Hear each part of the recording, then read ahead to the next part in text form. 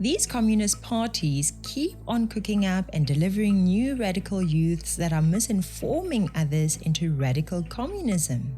Today, we have yet another Julius Malema-inspired young man, Bonginkosi Khanyile. Welcome to Citizen Concerned, where we remind you to beware of the comrades. I'm Katlego Moagi. Please subscribe and follow, like and comment, share and repost. Hashtag smart voters, hashtag Citizen Concerned. MK is going to be on the ballot. President Zuma is going to be on the ballot. And the sooner they put it in their head, the better. Mkhonto where corruption can be on the ballot paper, that's fine, no problem.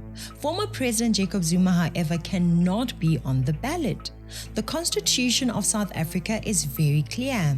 If you want a convicted criminal, in this case former President Jacob Zuma, to be on the ballot, then you and he must wait for 5 years before he can be on the ballot. Don't you think that the Constitution should actually be revised to make sure that former President Jacob Zuma and the likes of him are never allowed to be on the ballot? Please let me know in the comments below. No one can stop the will of the people. If the IEC wants to run credible and respectable elections, they must not stop President Zuma. What do you mean no one can stop the will of the people? We must learn to live by the rule of law. The people are not above the law of the country, and that is the way the country is, whether you or former President Zuma like it or not. Whether I like it or not, Gayton McKenzie and Kenny Kunene will be on the ballot. Why? Because the law allows them to be. Jacob Zuma too will be allowed, but only after 5 years. I really wish that you were on the side of reason and logic. I hope you will wake up and start thinking for the country and thinking about what is best for you and the poor people of our country. Your energy and drive will be put to better use that way. So who is Bonginkosi and where was he all this time before joining Mkhonto where corruption? Well, before he was with the MK party, he was with other convicted criminals, Patriotic Alliance. So Patriotic Alliance was his home and he was the youth leader there. After Gayton McKenzie and Kenny Kunene heard that Bonginkosi attended the Mkhonto where corruption speech by Jacob Zuma, they fired him. Further back before that, Bonginkosi Khanyile was convicted and jailed for public violence, possession of a dangerous weapon and other offences during the student protests of 2016. In those days, Bonginkosi was an EFF youth leader. Unfortunately, he, like his former leaders at the EFF and the Patriotic Alliance and his current leader in MK, have been lawbreakers. Bonginkosi served 6 months behind bars. For some reason, with a record like that, he was appointed as strategic advisor for Ekurhuleni MMC for Community Services, Bakang Litoko. Criminals seem to attract criminals in South African politics. I tell you, birds of a feather, my friends. Bonginkosi Khanyile is going to be tried for a crime this year, again. Do you remember the July 2021 unrest, when riots broke out because former President Jacob Zuma had to go to jail? He's suspected to have been one of the instigators of that too, and that is what he's going on trial for.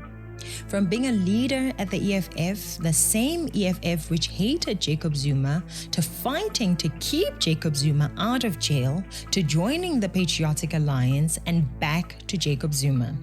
EFF's Julius Malema seems to really like Jacob Zuma too. What is going on? What has Jacob Zuma done to these young radical people? Don't you think something weird is going on here? You loved Zuma, you hated Zuma, and now you love Zuma.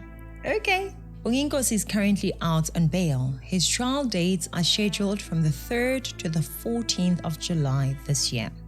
Threats and intimidation tactics all over this guy. Terroristic behavior is not what we should be responding to positively. It's not something we should be supporting, but rather shunning. We should be warning our brother Bonginkosi and many others like him who are throwing away years of their lives to a revolution instead of using their years to build themselves into skilled, educated, and sought-after contributors in our country and continent. What a sad story for him, and a sad story of our people supporting this. This is all our fault, guys. We need to stop sitting idle. Let's remember Mao Zedong's Red Guards. Of course, I joined. It's glorious to join here. I was totally pour my energy, even my life, into it to support whatever Mao asked me to do. It was exciting. We thought he was a god. Inspired by Mao, the Red Guards went wild in their enthusiasm to keep the revolution alive. They worship Mao as their leader and follow his instructions without question. An armed revolutionary student-led organization used by Mao Zedong for propaganda and to accomplish goals such as seizing power and destroying symbols of China's pre-communist past. The young men and women thought that they were serving Mao Zedong to take their nation to its years of glory. They quickly grew out of control, frequently coming into conflict with authority and threatening public security, until the government made efforts to rein the youths in. The Red Guard groups also suffered from infighting as factions developed among them. After years of chaos, not only was the Red Guards movement dissolved, but the cultural revolution they were fighting for ended up crippling the economy, ruining millions of lives, and thrusting China into 10 years of turmoil, bloodshed, hunger, and stagnation. The Cultural Revolution had devastated Chinese society.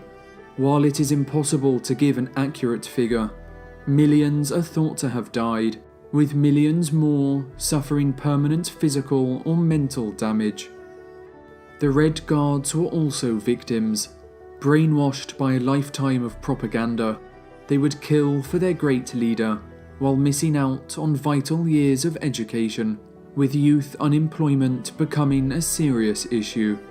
But Mao had little sympathy for those who had killed in his name, launching a campaign that sent millions of former Red Guards to the countryside, where they would cause less trouble. They were expected to connect with the peasants and learn the realities of manual labour, with most having a miserable experience. Many would become disillusioned with Mao, who had abandoned them after they had served their purpose. Brainwashed to do anything for their leader instead of focusing on education and attaining skills that will make them people of value, people that will be rewarded monetarily in future to benefit themselves and their families. I am saddened to see that many of our elders are also supporting this rubbish yamkhonto corruption. I support them because they believe that all people must be employed regardless of their parliament. I mean, even people in parliament are old.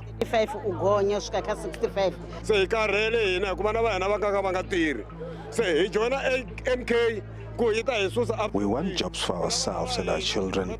I believe MK Party is the only solution to the lack of jobs in the country. Guys, we need to speak to our elders and help them see the light. There is no hope in the Mkhonto corruption. Inform or remind our leaders about what damage Jacob Zuma and all those that support him have done to this country. They really need to know or be reminded that in his time as a president of South Africa, Jacob Zuma looted the country with his Gupta handlers. They need to know or be reminded that he and his family have been eating away our tax money, which should have helped their communities. They need to know or be reminded that load shedding is because of former President Jacob Zuma and some of his friends that are still in the ANC. They need to know or be reminded that the Guptas looted billions from this country, and it was all because of then President Zuma and his friends. Our elders need to be introduced to better political parties, which, by the way, do exist. One of our biggest problems in South Africa currently is that the majority of us who know these things are, one, acting like they're not a big deal when they actually are, and two, we are not communicating to those of us who do not know. People like Bonginkosi, Khanyile, Julius Malema, Floyd Shibambo are the loudest voices we hear in our political space. It's time for the people of South Africa to start playing an active role in awakening the uninformed. I'm currently working on translating some of my videos into languages that more people can understand, but it costs time and money. So I'm humbly requesting you who know the truth to please assist me in getting that work done. Your contribution to my channel will go a long way to reaching that goal. Please help me do this work by making a donation to the account in the description below or joining my YouTube channel membership by pressing the join button. Your contribution will really help me spend more time and money on these videos and even translating them. Our people need to hear this message in their own language, so please do what you can. Thank you so much for watching. This is Citizen Concerned, where we remind you to beware of the comrades. I'm Katla. Please subscribe and follow, like and comment, share and repost. #SmartVoters, #Citizen Concerned.